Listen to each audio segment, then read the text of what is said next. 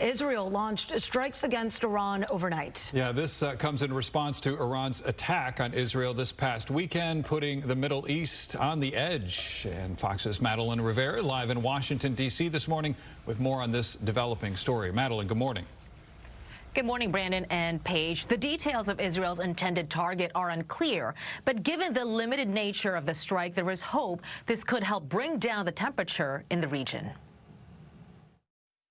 President Biden has been working to de-escalate the situation in the Middle East, speaking with G7 leaders and other allies in the region after last weekend's attack by Iran against Israel.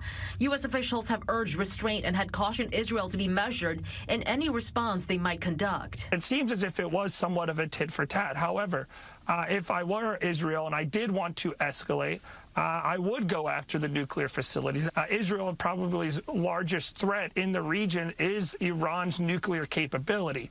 The strike comes amid growing concerns over Iran's nuclear ambitions and its support for proxy militias across the region, actions that Israel views as a direct threat to its security. We will make our own decisions, and the state of Israel will do all that is needed to defend itself. The U.S. had told Israeli Prime Minister Benjamin Netanyahu that the U.S. would not participate in any counteroffensive against Iran.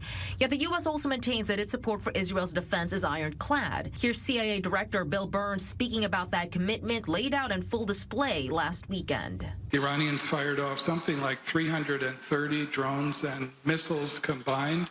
Turned out to be a spectacular failure for them. Of those 330 missiles, only 4 or 5 actually impacted in Israel, and none of them did any significant damage. A government source tells Fox the U.S. was not involved in Israel's strike within Iran overnight, but the U.S. was also given a heads up.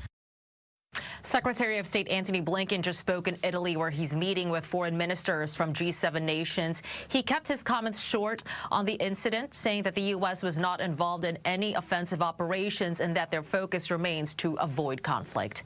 Paige and Brandon. Yeah, Madeleine, do you get the sense now that maybe the U.S. and even Israel is just sort of holding their breath, waiting for the next move? That's exactly the sense here. You know, we're seeing this tit-for-tat strategy that's happening right now. But as of the current moment, what we're seeing is that media from Iran and Israel, they seem to be downplaying the situation, which makes a lot of people think, a lot of foreign policy analysts think that this may be a way for the two countries to take an off-ramp, an exit ramp, to de-escalate the situation in the Middle East. Yeah, all Brandon. right. Madeleine Rivera live in Washington for us this morning. Thank you.